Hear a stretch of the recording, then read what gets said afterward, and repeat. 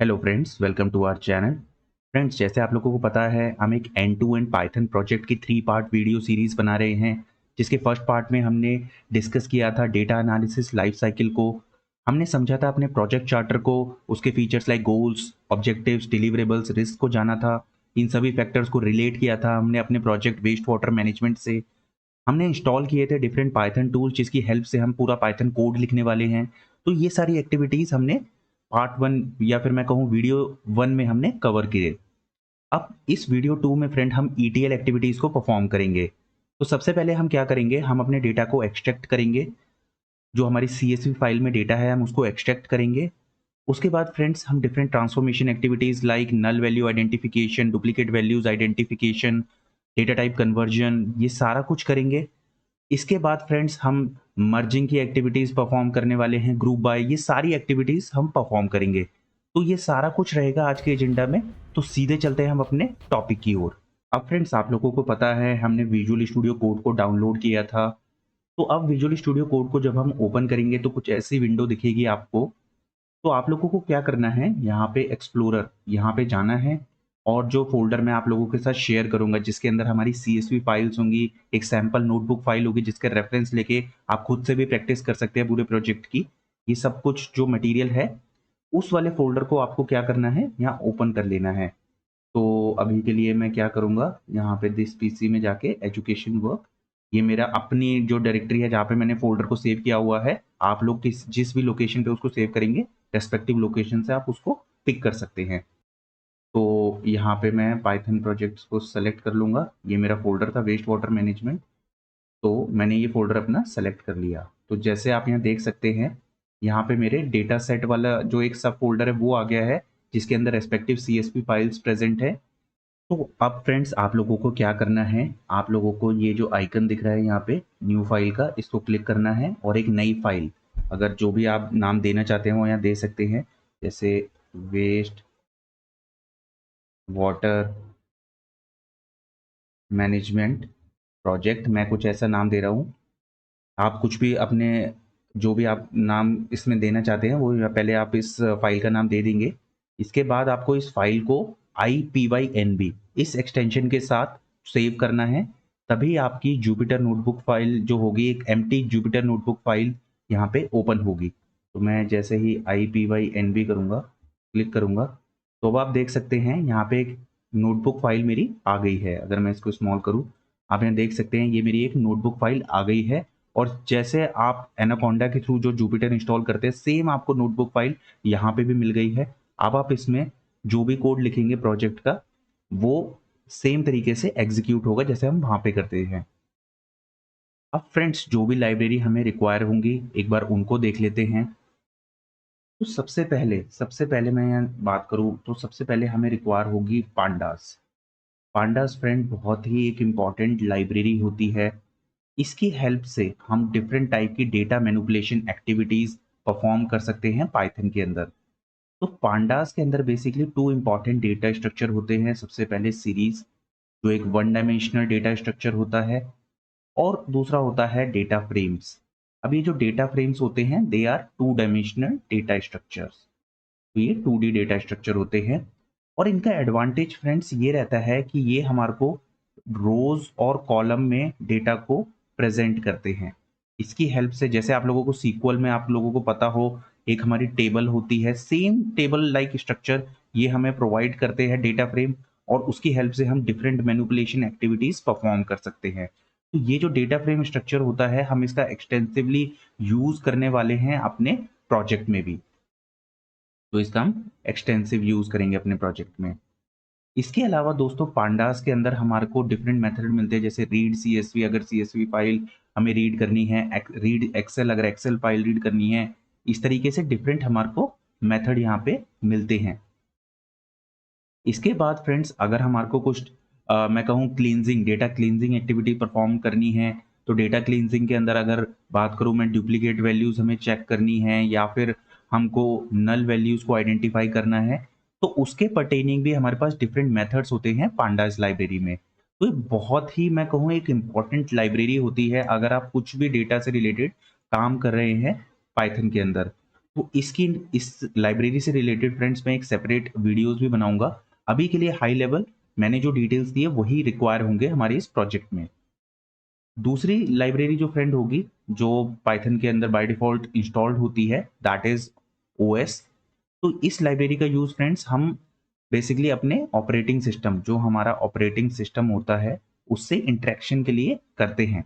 तो अगर हमारे को अपने किसी भी डायरेक्टरी के अंदर कोई मान लीजिए फ़ोल्डर क्रिएट करना है, कुछ बेसिकली रीनेम करना है किसी फ़ोल्डर का नाम, इस तरीके की एक्टिविटीज़ करनी है, हम अपने डायरेक्टरी को एक्सेस करना है, बेसिकली उसके फाइल्स को व्यू करना है, इस तरीके की एक्टिविटीज़ हम ईज़िली परफ़ॉर्म कर सकते हैं using operating system library, OS library जिसे हम कहेंगे। तीसरे फ्रेंड जो रहेगा हमारा, हम प्लॉटली डॉट एक्सप्रेस इस मॉड्यूल को यूज़ करने वाले हैं। ये फ्रेंड बहुत ही इम्पोर्टेंट और मैं कहूँ बहुत ही यूज़र फ्रेंडली मॉड्यूल है, जो पार्ट होता है प्लॉटली लाइब्रेरी का।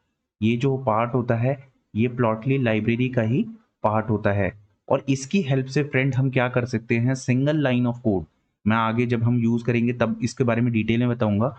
सिंगल लाइन ऑफ कोड से आप लोग डिफरेंट तरीके के, जैसे मैं कहूँ bar chart, scatter plots, line chart, इस तरीके से बना सकते हैं सिंगल लाइन ऑफ कोड पे, यानी मिनिमल कोड और मैक्सिमम, मैं कहूँगा फीचर रिच चार्ट्स। सो अगर आपको इंटरेक्टिव चार्ट्स बनाने हैं तो उसके लिए प्लॉटली डॉट एक्सप्रेस मॉड्यूल बहुत ही हेल्पफुल होता है। अब एक बात यहाँ फ्रेंड्स मैं आप लोगों को बताना चाहता हूँ, मैटप्लॉटलिब, सिबोन जैसी इंपॉर्टेंट लाइब्रेरीज भी विजुअलाइजेशन लाइब्रेरीज होती हैं, पर मैं यहाँ प्लॉटली एक्सप्रेस का यूज़ इसलिए करूँगा क्योंकि अगर आप मैटप्लॉटलिब को यूज़ करते हैं तो बेसिक चार्ट के तो आप इजीली बना लेते हैं, लेकिन अगर आपको कुछ लेबल्स इनेबल करने हैं, एक्सेस को रेफरेंस करना है, तब आपको कुछ कोड रिक्वायर होता है। तो उसी कोड को मिनिमल करने के लिए, उसकी कोड को मिनिमाइज करने के लिए, कम कोडिंग के लिए मैंने प्लॉटली डॉट एक्सप्रेस को यूज़ किया है। डाउन द लाइन जब हम प्रोजेक्ट्स दूसरे बनाएंगे तो हम डिफरेंट और भी लाइब्रेरीज को देखेंगे, पर अभी इस प्रोजेक्ट के लिए हम प्लॉटली डॉट एक्सप्रेस को ही यूज़ करने वाले हैं। तो ये तो हमारी 3 इम्पोर्टेंट मैं कहूँगा लाइब्रेरीज़ होंगी। अब एक बार सबसे पहले हम क्या करने वाले हैं, हम अपने पांडास और प्लॉटली को इंस्टॉल कर लेंगे और इंस्टॉलेशन के बाद हम क्या करेंगे, इंपोर्टिंग की एक्टिविटी परफॉर्म करेंगे। तो ये अब हमारा नेक्स्ट एजेंडा होगा।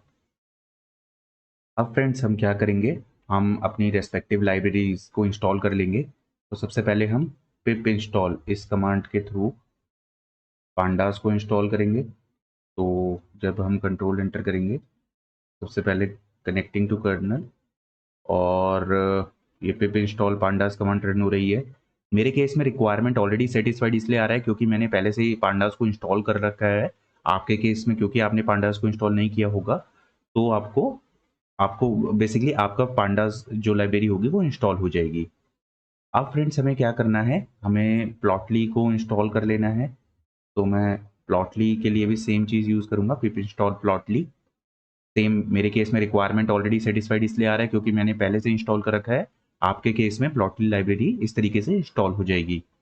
ओएस को हमें इंस्टॉल करने की ज़रूरत नहीं है क्योंकि वो इनबिल्ट होती है। तो ये 3 लाइब्रेरीज़ का हम यूज़ करेंगे।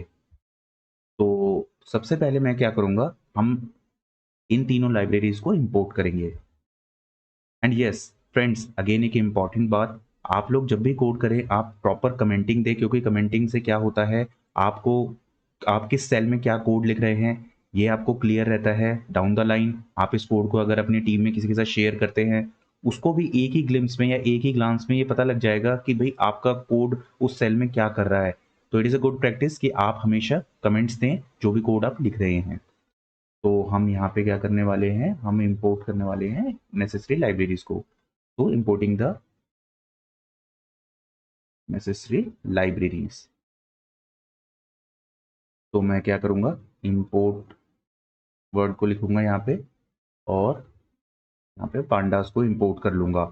तो import pandas as PD, then import OS and finally import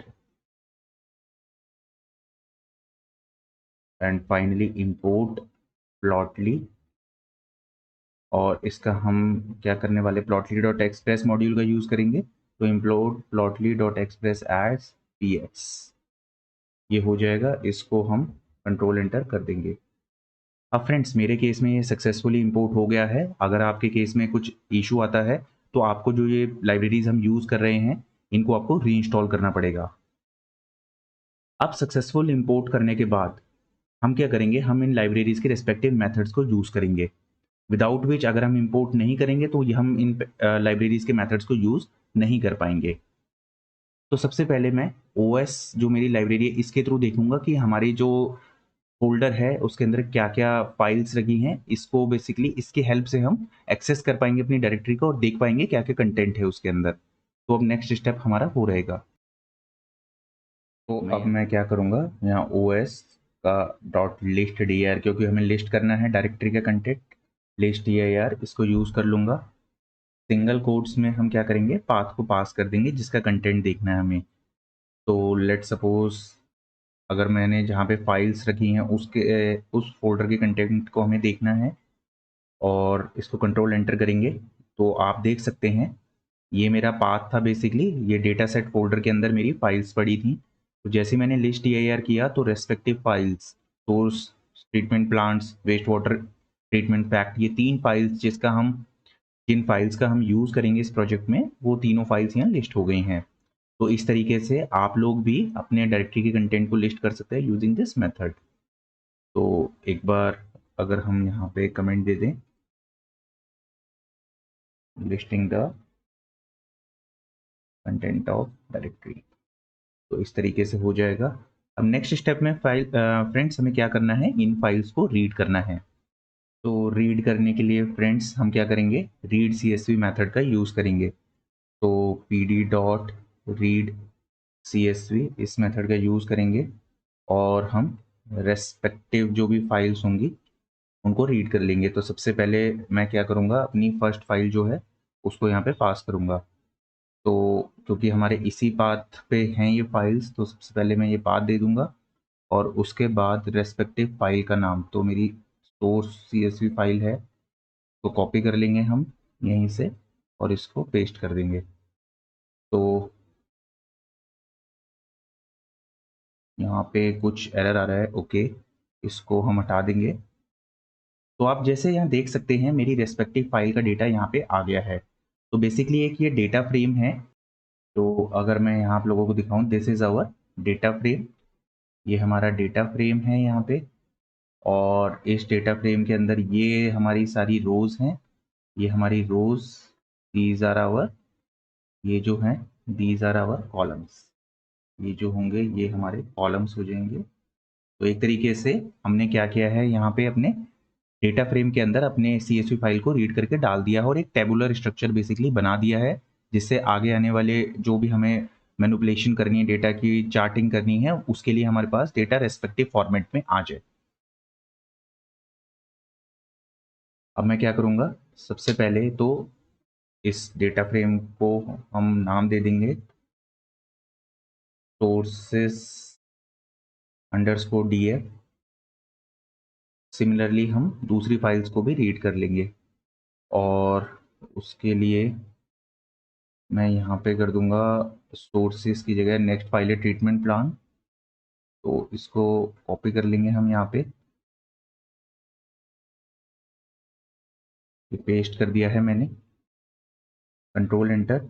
आप देख सकते हैं सारा डेटा आ गया है और इसके बाद मैं इसको क्या करूँगा, इसको असाइन कर दूंगा prt प्लांट अंडरस्कोर df, इसको कंट्रोल एंटर और इसको भी कंट्रोल एंटर। अब तीसरे सेल में मैं अपने तीसरे फाइल्स को रीड कर लूँगा और इसके लिए इसको एक बार मैं इसको फिर से कॉपी, तो फिर से हम एक बार कॉपी कर लेते हैं, परफेक्ट। एंड यहाँ पे जो मेरा ये फाइल है इसका नाम हम इसमें पास करेंगे, तो इस फाइल को हटा के हम इस फाइल का नाम दे देंगे और waste water treatment underscore df इसका डेटा फ्रेम का नाम, कंट्रोल एंटर। एक बार चेक कर लेते हैं इसके अंदर डेटा आया है या नहीं। तो एक और सेल इसके लिए, परफेक्ट, तो इसका डेटा भी, इस फाइल का डेटा भी रेस्पेक्टिव डेटा फ्रेम में आ गया है। इसको हम क्लोज कर देंगे और यहाँ पे मैं क्या करूँगा, यहाँ पे कमेंटिंग कर दूंगा। Reading the source data file. यहाँ पे हम क्या कर रहे हैं, यहाँ पे हम basically reading the treatment plant data file and यहाँ पे हम क्या कर रहे हैं,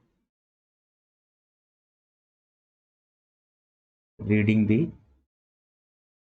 waste water treatment fact file. तो ये 3 जो हमारे सेल थे, इनमें करस्पॉन्डिंगली हमने फाइल्स को रीड कर लिया। अब फाइनली फ्रेंड्स जब हम रीड कर लेंगे, अब इसके बाद फ्रेंड्स हम एक बार डॉट इन्फो मेथड को यूज़ करेंगे। अब इन्फो मेथड से हमारे को पूरे इंफॉर्मेशन मिल जाती है जो भी हमारी डेटा फ्रेम की होती है। तो अगर मैं यहाँ पे आपको दिखाऊं डॉट इन्फो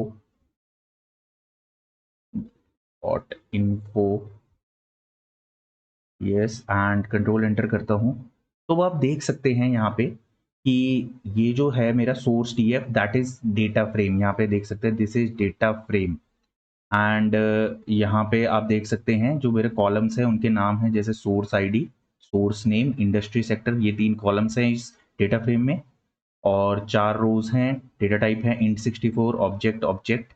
तो इस तरीके से आपको इंफॉर्मेशन मिल गई। सिमिलरली अगर मैं अपने दूसरे डेटा फ्रेम्स की इंफॉर्मेशन भी आप लोगों के साथ यहाँ पे शेयर करता हूँ, तो डॉट इन्फो यहाँ पे हम दे देंगे और कंट्रोल एंटर करेंगे। तो यहाँ देख सकते हैं यहाँ पे हमारी 10 रोज हैं, डिफरेंट कॉलम्स के नाम आ गए हैं, डेटा टाइप्स आ रहे हैं।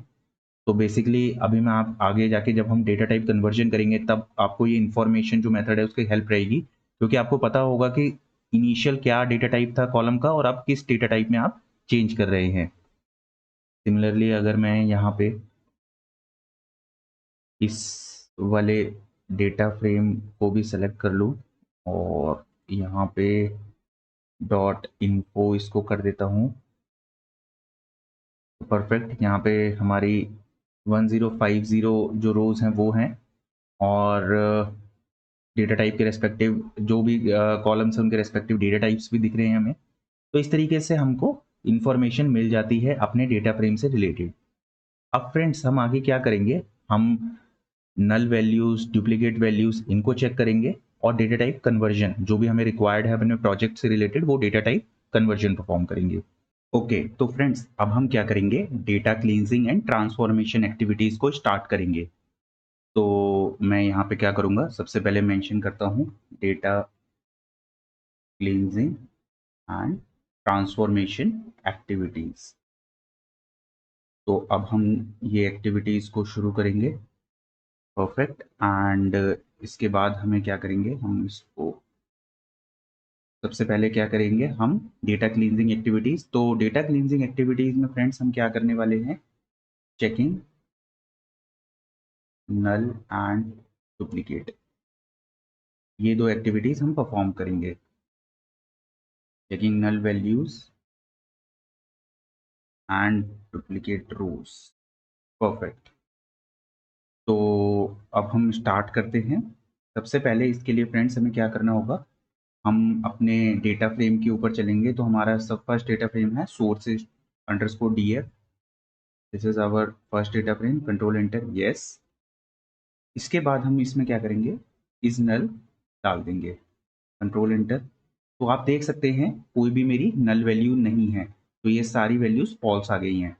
पर फ्रेंड्स जनरली क्या होता है कि हमारे डेटा फ्रेम्स काफ़ी लार्ज होते हैं, बहुत सारा ह्यूज डेटा होता है उनके अंदर।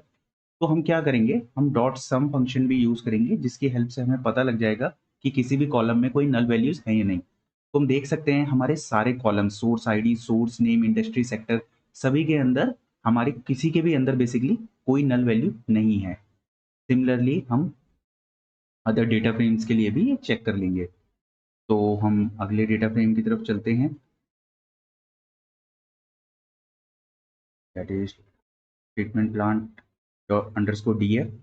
इसके अंदर भी हम इज नल डॉट सम कर देंगे और कंट्रोल एंटर करेंगे। तो यहाँ भी देख सकते हैं जैसे plant ID, name, location, capacity, किसी के अंदर भी हमारी नल वैल्यूज नहीं है। सिमिलरली मैं क्या करूँगा, अपने तीसरे डेटा फ्रेम जो मेरा है waste water treatment underscore DF, इसके अंदर भी मैं इस नल को चेक कर लूँगा। तो हम क्या करेंगे, हम इस नल और सम, तो आप देख सकते हैं यहाँ पे भी हमारे पास किसी भी कॉलम में नल वैल्यूज नहीं है। तो बेसिकली हमने अपने 3 जो इंपॉर्टेंट डेटा फ्रेम्स थे उनको चेक कर लिया, उनमें ये देख लिया कि नल वैल्यूज हैं या नहीं। तो हमारी नल बेसिकली चेकिंग नल वैल्यूज की आइडेंटिफिकेशन यहाँ पे परफॉर्म हो गई है और हमने ये देखा है कि कोई भी नल वैल्यू यहाँ पे नहीं है। अब एक बार डुप्लीकेट रोज के लिए भी चेक कर लेते हैं हम। तो उसके लिए फ्रेंड्स हमें क्या करना होगा, सबसे पहले मैं अपने डेटा फ्रेम को यहाँ उठाता हूँ। परफेक्ट। एंड उसके लिए हमारे पास होता है डुप्लीकेटेड, तो हम इसको लेके जाएंगे यहाँ पे। तो आप चेक भी कर सकते हैं इसकी स्टेटमेंट से, return boolean series denoting duplicate rows. अगर कोई डुप्लीकेट रोज होगी तो उसको ट्रू कर देगा ये। तो अगर मैं इसी को ही कंट्रोल एंटर करूँ तो आप देख सकते हैं मेरी कोई भी रो यहाँ पे डुप्लीकेटेड नहीं है सोर्स DF में। और अगर इसका मैं सम भी कर देता हूँ तो जैसे आप यहाँ देखेंगे कोई भी यहाँ पे डुप्लीकेट रो नहीं है। अगर कोई होती तो यहाँ पे वैल्यूज हमारी ग्रेटर देन 0 होती। अब मैं क्या करूँगा, बाकी जो मेरे डेटा फ्रेम्स हैं उनके लिए भी डुप्लीकेट रोज को चेक कर लूँगा मैं, कहीं उनमें तो कोई डुप्लीकेट रोज नहीं है। क्योंकि फ्रेंड अगर डुप्लीकेट रोज अगर हमारी आती हैं तो हमारे को कोई ना कोई प्रोसीजर देखना होता है कि किस तरीके से हम उन डुप्लीकेट रोज को रिमूव कर सकते हैं। तो प्राइमरीली जो हमारा ऑब्जेक्टिव है डेटा क्लींजिंग का, नल वैल्यूज आइडेंटिफाई करना, डुप्लीकेट रोज आइडेंटिफाई करना, यही है कि हमारा डेटा फ्रेम क्लीन हो सके। जब भी हम उस पर एनालिसिस करें वो क्लीन डेटा फ्रेम हो, एनालिसिस हमारी करेक्ट फॉर्म में तभी होगी जब हमारे पास एक क्लीन डेटा फ्रेम आएगा। तो अगेन यहाँ पे मैं डुप्लीकेट इसको लिख दूंगा डुप्लीकेटेड, एंड इसको कम हम कर देंगे कंट्रोल एंटर। तो देख सकते हैं आप यहाँ पे भी मेरी कोई डुप्लीकेटेड रो नहीं है। सिमिलरली हमारे लास्ट जो मेरा डेटा फ्रेम है इसको भी मैं चेक कर लेता हूँ, इसके अंदर कोई डुप्लीकेट वैल्यू है या नहीं, आई मीन टू से डुप्लीकेट रो है या नहीं। तो यहाँ पे सम अगेन परफेक्ट। तो आप देख सकते हैं किसी भी डेटा फ्रेम में ना तो मेरे पास डुप्लीकेटेड रो है ना ही मेरे पास नल वैल्यू है। अगर फ्रेंड्स हमारे पास नल वैल्यू या डुप्लीकेट रोज आती हैं, अगेन जैसे मैंने बताया, तो उनको हमको उन डुप्लीकेट रोज या फिर नल वैल्यूज को हमें ट्रीट करना पड़ता है, रिमूव करना पड़ता है, तभी हम जाके उन डेटा फ्रेम्स पे एनालिसिस परफॉर्म कर सकते हैं। तो ये तो हुआ प्राइमरीली हमारा डेटा क्लींजिंग एक्टिविटीज। अब हम फ्रेंड्स कुछ डिराइव्ड कॉलम यानी हमारे को कोई नई कॉलम बनाने हैं, डेटा टाइप कन्वर्जन करना है, उन एक्टिविटीज पे चलते हैं। तो फ्रेंड्स हम data cleansing and transformation activities perform कर रहे हैं, जिसमें अभी तक हमने नल वैल्यूज एंड डुप्लीकेट रोज को चेक किया। तो ये अभी आपने देखा। अब हम फ्रेंड्स क्या करेंगे, अब हम डेटा टाइप कन्वर्जन करेंगे। तो फ्रेंड्स सबसे पहले मैं आप लोगों को यहाँ दिखाऊं तो हमारे केपीआईज के अंदर कुछ इंपॉर्टेंट केपीआईज मेंशन है, जैसे हाईली यूटिलाइज ट्रीटमेंट प्लांट। अगर आप देख पा रहे हैं यहाँ पे, तो हमें हाईली यूटिलाइज ट्रीटमेंट प्लांट निकालना है, डे वाइज एक्टिविटी निकालनी है। तो ये तो इंपॉर्टेंट हमारे केपीआईज हैं। अगर हम इनके पर्टेनिंग अपने डेटा फ्रेम्स को देखते हैं, तो जैसे मेरा ये waste water treatment data frame है यहाँ पे, तो इस डेटा फ्रेम में कहीं भी डे वाइज एक्टिविटी है ही नहीं। और जो एक सिंगल कॉलम डे से रिलेटेड हो भी सकता है वो है डेट, और वो भी ऑब्जेक्ट टाइप का है, बेसिकली एक स्ट्रिंग टाइप का है हमारा डेट जो कॉलम है। तो हमें क्या करना होगा, हमें डे वाइज एक्टिविटी निकालने के लिए डेट टाइप के कॉलम को ऑब्जेक्ट से डेट टाइम टाइप का बनाना होगा और वहां से हमें डे को निकालना होगा ताकि हम डे वाइज एक्टिविटी परफॉर्म कर सके। तो एक तो हमारा स्टेप ये रहेगा, that is step 1। And step 2 में फ्रेंड्स हमें क्या करना होगा, जो दूसरा हमें डेटा टाइप कन्वर्जन करना है जिसमें हमें यूटिलाइजेशन, जैसे मैं दोबारा से यहाँ दिखाऊं, हाईली यूटिलाइज ट्रीटमेंट प्लांट देखना है। तो जैसे अभी आप देख सकते हैं यहाँ पे ट्रीटमेंट प्लांट डेटा फ्रेम, यहाँ पे मेरी कैपेसिटी गिवन है। तो इसी कैपेसिटी कॉलम का हम यूज करने वाले हैं यूटिलाइजेशन आइडेंटिफाई करने के लिए। तो जैसे अभी आप देखें तो ये कैपेसिटी कॉलम ऑब्जेक्ट एक तरीके का स्ट्रिंग डेटा टाइप का है, तो हमें इसको भी चेंज करना होगा और इसे इंटीजर टाइप का बनाना होगा। तो ये अभी हमें डेटा टाइप रेस्पेक्टिव कन्वर्जन्स करने हैं। तो अब हम अपनी एक्टिविटी को स्टार्ट कर सकते हैं। तो सबसे पहले मैं एक नया सेल ऐड कर लूंगा तो यहाँ पे हम डेटा टाइप कन्वर्जन कर रहे हैं। तो डेटा टाइप कन्वर्जन के लिए सबसे पहले मैं अपने डेटा फ्रेम है उसी को एंटर कर लेता हूँ। तो बेसिकली ये जो मेरा डेट टाइप, जो डेट कॉलम है, ये अभी ऑब्जेक्ट टाइप का था। अभी आपने ऊपर देखा था जब हम इंफॉर्मेशन देख रहे थे, तो ये जो डेट कॉलम था ये ऑब्जेक्ट टाइप का था। तो सबसे पहले इसे मेरे को डेट टाइप में कन्वर्ट करना है। तो फ्रेंड्स उसके लिए मैं क्या करूँगा, यहाँ पे ध्यान दीजिएगा आप, पीडी इसको एक बार रैप कर लेते हैं, टू डेट टाइम, ये वाला मैं मेथड को यूज़ करूँगा। ये बहुत ही इंपॉर्टेंट मेथड है हमारा, PD dot to date time. इसकी हेल्प से हम ऑब्जेक्ट से डेट टाइम में कन्वर्ट कर पाएंगे। तो इसको मैं चेंज कर दूंगा और यहाँ पे मैं रेस्पेक्टिव जो मेरा कॉलम है डेट, इसको ले लूँगा और इसे अगर कंट्रोल एंटर करें तो अब आप देख सकते हैं डी टाइप जो डेटा टाइप है, डेट टाइम 64 आ गया है। इससे पहले फ्रेंड्स, इससे पहले अगर आपको मैं दोबारा से दिखाऊं इस कॉलम का डेटा टाइप,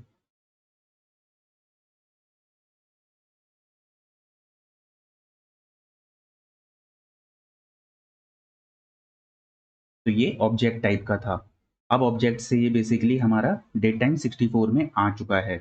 तो फ्रेंड्स बेसिकली हमने यहाँ पे क्या किया था, ये जो हमारा डेटा टाइप था, यहाँ पे बेसिकली ऑब्जेक्ट जो डेटा टाइप था उससे हमने डेट टाइम में यहाँ पे चेंज कर दिया ताकि हम रेस्पेक्टिव डेट रिलेटेड ऑपरेशंस यहाँ पे परफॉर्म कर सके। तो जैसे आप यहाँ देख सकते हैं, यहाँ पे मेरा ऑब्जेक्ट डेटा टाइप था और अब जो है वो डेट टाइम 64 है। तो ये एक बेसिकली डेटा टाइप कन्वर्जन हमने इजीली परफॉर्म कर लिया।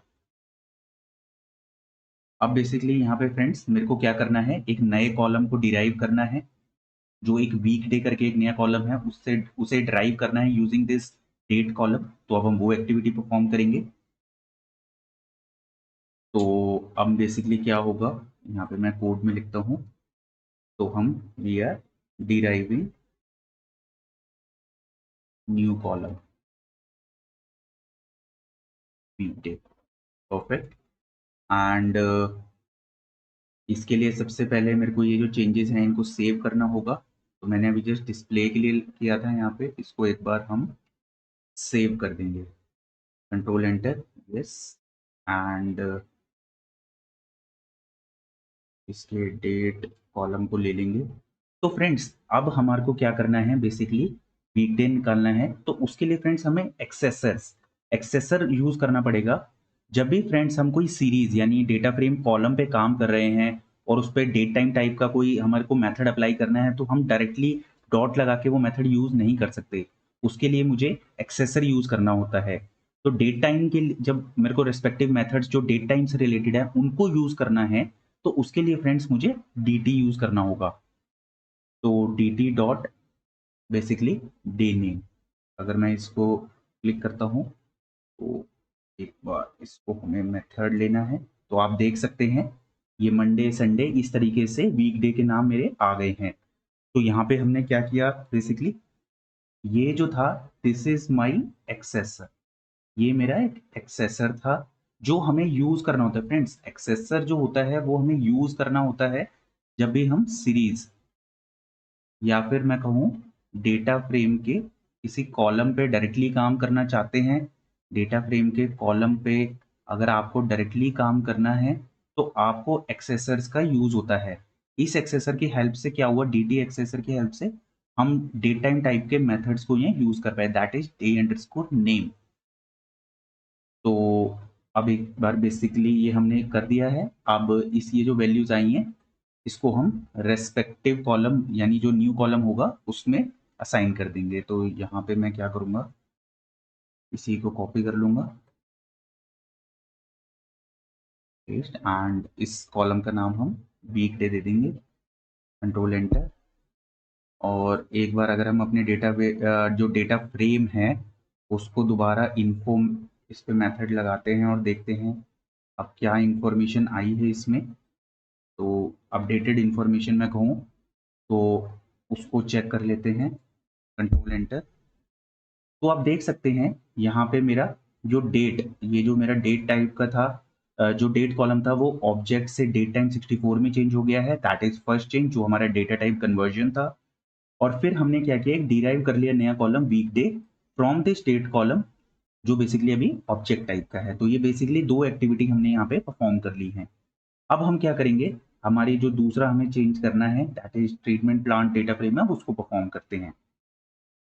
तो मैं दोबारा से यहाँ TR treatment plant data frame है, इसको कंट्रोल एंटर करके दिखाता हूँ आपको। तो फ्रेंड्स जैसे आप यहाँ देख सकते हैं, जैसे आप यहाँ देखिए ध्यान से, ये जो कैपेसिटी कॉलम है इसके अंदर अभी मिलियन गैलन्स पर डे इस तरीके से स्ट्रिंग टाइप का डेटा जो है वो एक्स्ट्रा आ रहा है। पर यूटिलाइजेशन निकालने के लिए फ्रेंड्स हमें बस ये 100, ये 50 इस तरीके की ही वैल्यूज चाहिए हमारे को। ये जो स्ट्रिंग टाइप की वैल्यूज आ रही हैं इनको नहीं चाहिए। ये basically million gallons per day इस चीज को हटाना है हमें। हमें केवल ये इंटीजर वैल्यू ही यहाँ पे चाहिए अपनी कैलकुलेशन के लिए। तो हमें अपना क्या करना है, कैलकुलेशन परफॉर्म करने के लिए हमें केवल इंटीजर टाइप की ही वैल्यूज हमें यहाँ पे चाहिए। तो इंटीजर टाइप की वैल्यूज के लिए फ्रेंड्स हमें क्या करना होगा, अब हम स्प्लिट मेथड का यूज करेंगे जो एक स्ट्रिंग टाइप का मेथड होता है। स्प्लिट मेथड होता है, ये हमारा क्या होता है, स्ट्रिंग टाइप का मेथड होता है। अब फ्रेंड्स अब क्या कर सकते हैं, डायरेक्टली अपनी सीरीज के ऊपर स्प्लिट मेथड यूज करें। पर उसके लिए हमारे को अगेन, जैसे हमने पहले मैंने एक्सेसर की बात की थी तो मैंने डेट टाइम का एक्सेसर लगाया था, ऐसे स्ट्रिंग एक्सेसर को हमें यूज करना पड़ेगा। उसी की हेल्प से हम ये स्प्लिट मेथड अपने सीरीज या फिर डेटा फ्रेम के कॉलम पे लगा सकते हैं। तो मैं वही एक्टिविटी परफॉर्म करूंगा। मैं क्या करूंगा, अपने डेटा फ्रेम कॉलम जो मेरा एक कैपेसिटी कॉलम है इसके ऊपर यूजिंग स्ट्रिंग यानी str एक्सेसर उसका हेल्प से स्प्लिट मेथड को अप्लाई करूंगा और स्प्लिट कर दूंगा कैपेसिटी कॉलम को डिफरेंट, बेसिकली स्प्लिट कर दूंगा अपने कैपेसिटी कॉलम को। अब देखते हैं वो प्रोसीजर किस तरीके से होता है। तो हम क्या करेंगे यहाँ पे, हम सबसे पहले मैं लिख देता हूँ यहाँ हम डेटा टाइप कन्वर्जन कर रहे हैं perfect for capacity column.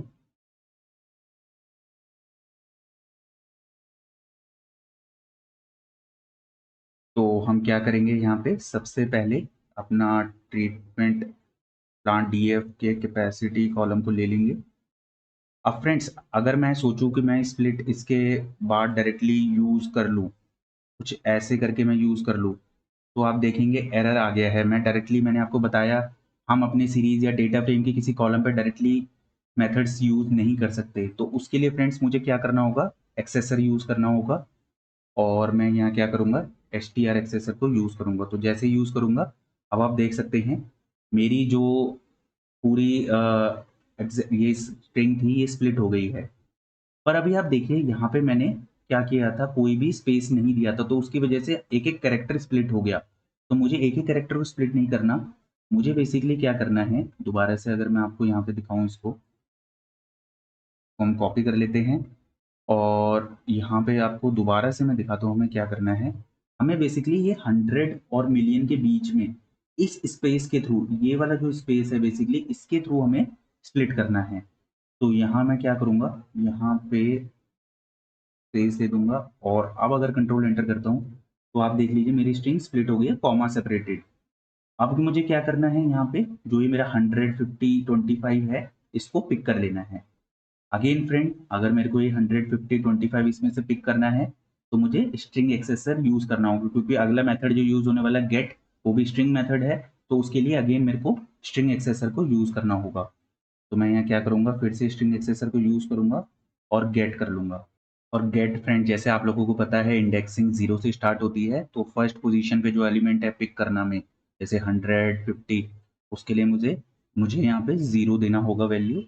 Control enter करेंगे तो अब आप देख सकते हैं ये वैल्यू मेरी यहाँ पे आ गई है।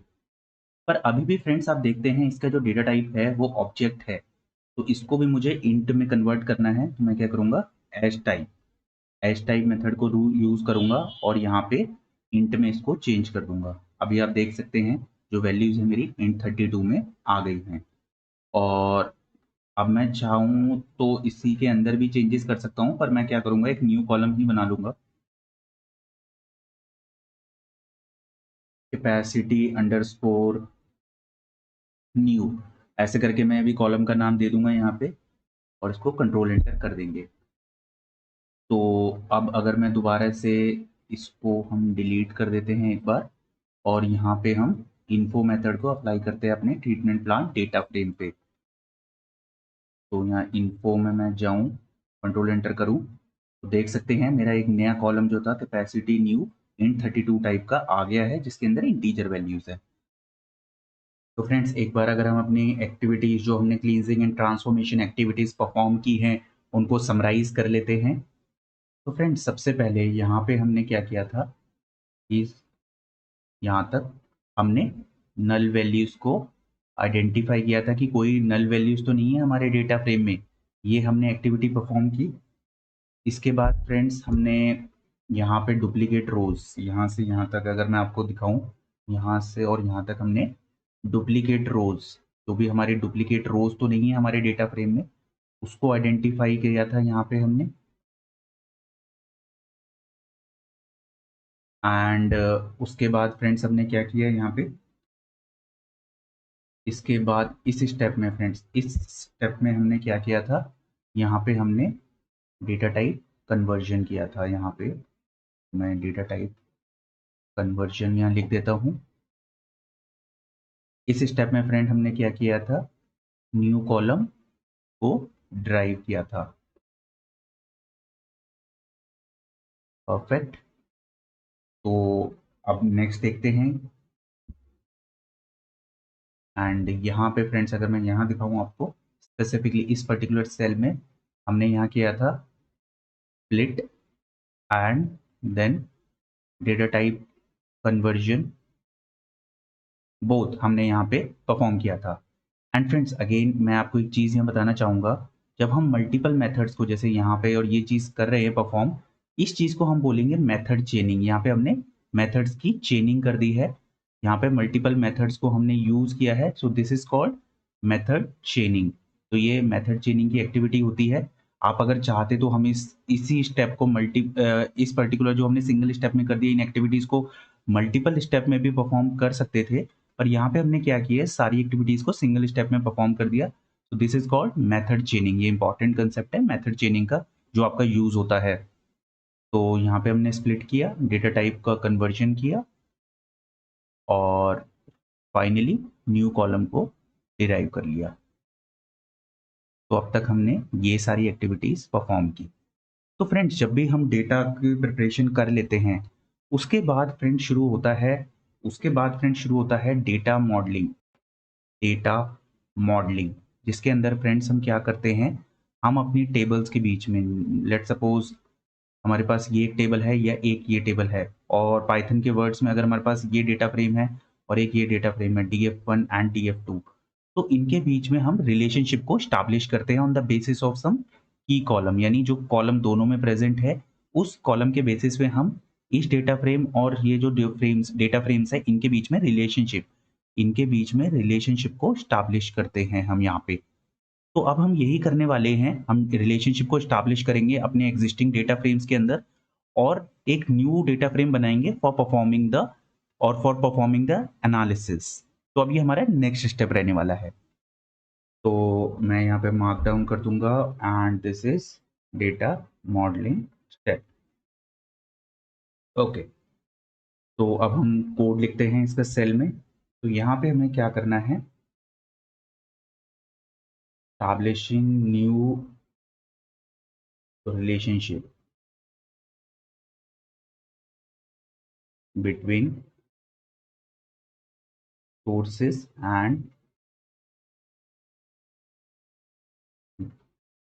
एंड अपना एक बार डेटा फ्रेम का नाम हम देख लेते हैं यहाँ पे, waste water treatment DF, and that is our sources DF. Okay,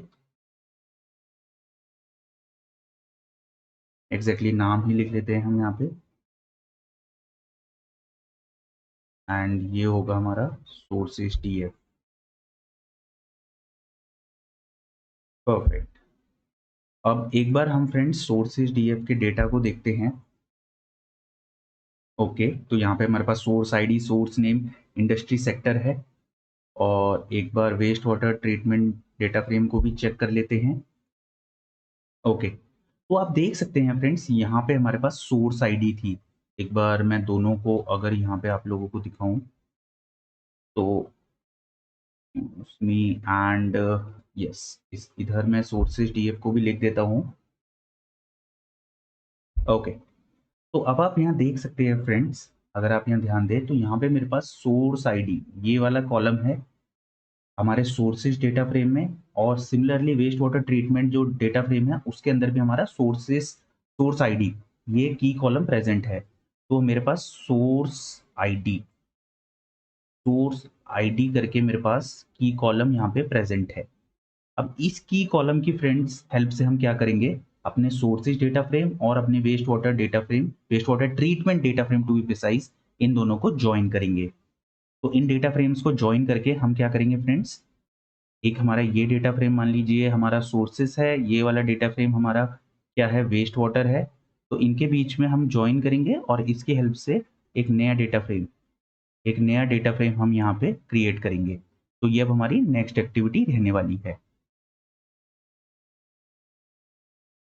तो उसके लिए फ्रेंड्स मैं यहाँ क्या करूँगा, मर्ज मेथड का यूज़ करने वाला हूँ।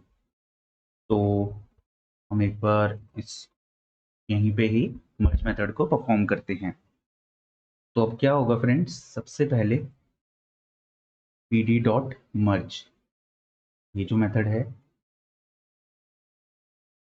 यस, इसको एक बार हम डिलीट कर देते हैं। ओके, pd डॉट मर्ज, इस मेथड को हम यूज़ करेंगे। तो जैसे इसका स्ट्रक्चर दिख रहा है फ्रेंड्स, सबसे पहले हमारे को यहाँ पे डेटा फ्रेम्स जिनके बीच में मर्जिंग परफॉर्म करनी है वो लेने होंगे। और फ्रेंड्स आप लोगों को मैं दोबारा से याद दिलाऊं, तो ये जो मेरा डेटा फ्रेम है waste water treatment, this is our fact table, तो इसके अंदर मेजॉरिटी रोज हैं। ये जो सोर्स डेटा फ्रेम है ये हमारा एक तरीके से डायमेंशन है। तो हम क्या करने वाले हैं, हम फैक्ट टेबल जो थी मेरे को लेफ्ट साइड पे रखूंगा और जो डायमेंशन थी उसको राइट साइड पे रखूंगा और लेफ्ट ज्वाइन को परफॉर्म करूंगा। तो एक बार मैं आपको यहाँ पे दिखा भी देता हूँ। जैसे ये वेस्ट वाटर ट्रीटमेंट डीएफ हमारा लेफ्ट साइड पे आ गया और मेरा जो सोर्सेस था डीएफ वो राइट साइड पे आ गया। ऑन जो हमारा कॉलम है उसका नाम यहाँ दे देंगे हम, एंड हाउ, हाउ का मतलब जो भी टाइप का आपको ज्वाइन लगाना है, तो वो लेफ्ट है। Control enter. तो अब आप फ्रेंड्स देख सकते हैं यहाँ पे, अगर आप ध्यान से देखिए मैंने ये ज्वाइनिंग एक्टिविटियाँ परफॉर्म की। जो मेरा ये था यहाँ सोर्स नेम था बेसिकली और इंडस्ट्री सेक्टर, ये मेरा इस वाले डेटा फ्रेम से यहाँ पे आ गई हैं। ये दोनों जो कॉलम हैं, अगर मैं इसको डिवाइड कर दूँ यहाँ पे, ये दोनों कॉलम मेरे इस वाले डेटा फ्रेम से आ गए हैं after performing the join operation. और ज्वाइन हमने लेफ्ट क्यों किया था परफॉर्म फ्रेंड्स, क्योंकि हमारी जो फैक्ट टेबल थी उसके अंदर हमारा कंप्लीट डेटा होता है। तो लेफ्ट ज्वाइन से एडवांटेज ये होगा कि जो मेरा रेस्पेक्टिव वैल्यू जो मेरे को चाहिए अपनी डायमेंशन से, वो करस्पॉन्डिंग रोज के आगे बेसिकली डिस्प्ले हो जाएंगी या ऐड हो जाएंगी। तो जो सोर्स आईडी था वो मेरा एक कॉलम था जो कॉमन था, जिसके बेसिस पे मैंने की कॉलम में कहूँगा, जिसके बेसिस पे जॉइन लगाया, और ये दोनों कॉलम सोर्स नेम और इंडस्ट्री सेक्टर हमारा आ गया। अब फ्रेंड्स इस जॉइन करने का रीजन ये था, ये जॉइन जो परफॉर्म किया हमने इसका रीजन ये था। तो अगर मैं आपको अपने प्रोजेक्ट चार्टर पे दोबारा लेके जाऊं, तो हमें क्या करना है, percentage contribution of waste water from different sources, ये वाली एक्टिविटी परफॉर्म करनी है। तो ये वाली एक्टिविटी या इस केपीआई के करस्पॉन्डिंग एनालिसिस तभी परफॉर्म हो सकता है फ्रेंड जब हम इस तरीके का कुछ मर्ज डेटा सेट को लेके आ जाएं। तो जो हमने यहाँ पे मर्जिंग या फिर मैं कहूँ जॉइन लगाया है दो डेटा फ्रेम्स में, उसका रीजन यही था कि उस केपीआई के करस्पॉन्डिंग हम एनालिसिस परफॉर्म कर सकें। तो इस मर्ज डेटा सेट को हम असाइन कर देंगे। तो इसका कुछ मीनिंगफुल नाम दे देते हैं हम। तो क्योंकि ये waste water treatment DF and यहाँ पे मैं इसको लिखता हूँ ओके, क्योंकि ये इनके बीच में हमने ज्वाइन लगाया है सोर्सेस, एंड इसको हम अंडरस्कोर डीएफ इस तरीके से रख देते हैं। ये हो गया है। एंड अब हम इसको क्या करते हैं, कंट्रोल एंटर। परफेक्ट। अब फ्रेंड्स हम एक और अपना बेसिकली जॉइन करेंगे between our fact table and other dimension table, that is treatment DF. तो अगर मैं यहाँ आपको दिखाऊं, ये जो मेरी ट्रीटमेंट डीएफ थी, इसके करस्पॉन्डिंग हमें जॉइन करना है विद आवर फैक्ट टेबल, क्योंकि हमें कुछ केपीआई, जैसे अगर मैं केपीआई यहाँ आप लोगों को दिखाऊं, तो मुझे कुछ केपीआई जैसे यूटिलाइज ट्रीटमेंट, और मैं कहूँगा यस यूटिलाइज जो हमारा ट्रीटमेंट प्लांट है, इसके करस्पॉन्डिंग हमें यहाँ पे क्योंकि परफॉर्म करना है। Similarly highly efficient, yes highly efficient treatment plant में भी हमें नेम्स चाहिए होंगे ट्रीटमेंट प्लांट के अपनी डायमेंशन से। तो ये सारी एक्टिविटी, डे वाइज एक्टिविटी, ये सारी जो हमारी चीज़ है, plant that is treating maximum, इन सभी के लिए मेरे को क्या करना है, ट्रीटमेंट प्लांट जो डेटा फ्रेम है उससे ज्वाइन करना होगा, तभी हमारे करस्पॉन्डिंग ट्रीटमेंट प्लांट के नेम्स फैच हो सकते हैं। तो एक बार मैं आपको दोबारा से यहाँ दिखाऊं,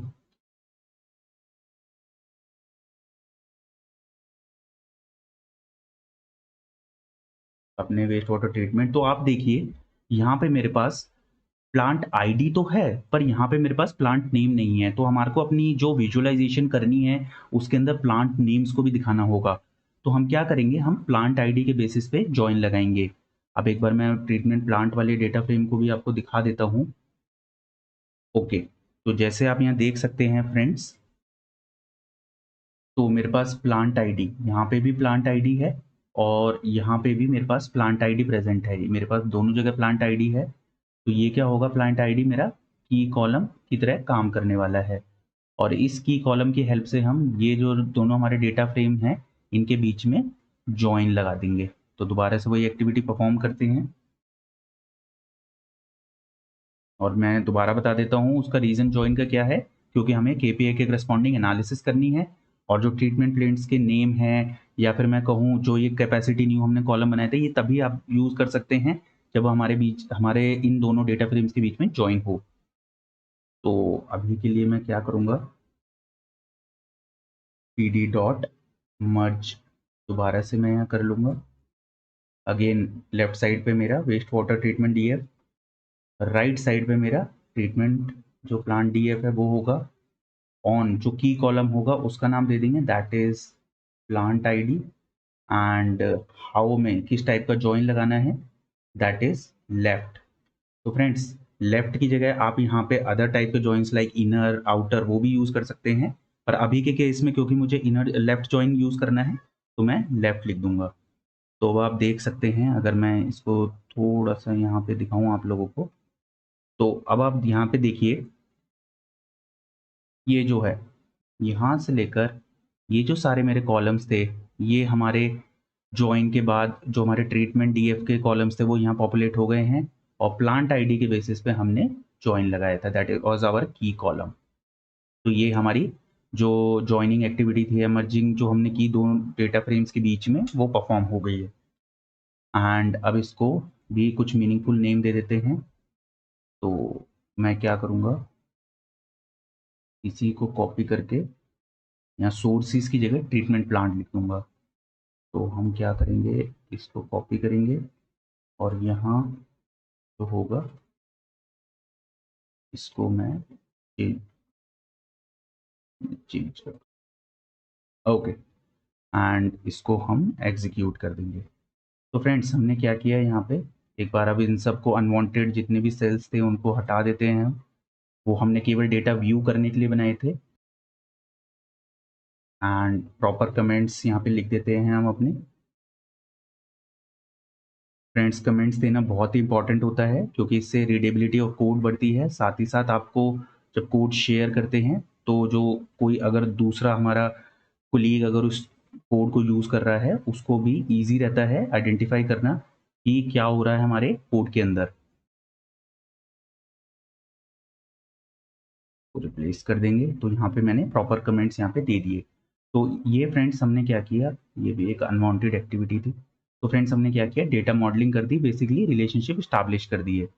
अब नेक्स्ट स्टेप में फ्रेंड्स, अब नेक्स्ट स्टेप में हम क्या करेंगे, डेटा की विजुअलाइजेशन परफॉर्म करेंगे और एनालिसिस परफॉर्म करेंगे on the basis of those visuals. Video को एंड करने से पहले फ्रेंड, मेरी आप लोगों से रिक्वेस्ट है, आप इस चैनल को तुरंत सब्सक्राइब कर दीजिए, क्योंकि इस चैनल पे आप लोगों को multiple projects, not only this waste water management, आप लोगों को multiple projects in power BI, in Python, हम आगे आने वाली वीडियोस में बनाने वाले हैं। जैसे मैं आपको कुछ बताऊँ, airline management, auto insurance, banking analytics, credit card management, cricket analytics, health care, railways, retail, stock broking, stock prices, इस तरीके के मल्टीपल प्रोजेक्ट्स आपको इस चैनल पे मिलने वाले हैं। तो आप तुरंत इस चैनल को सब्सक्राइब कर लीजिए और वीडियो को लाइक कर दीजिए। मिलते हैं नेक्स्ट वीडियो में, तब तक के लिए थैंक यू, धन्यवाद।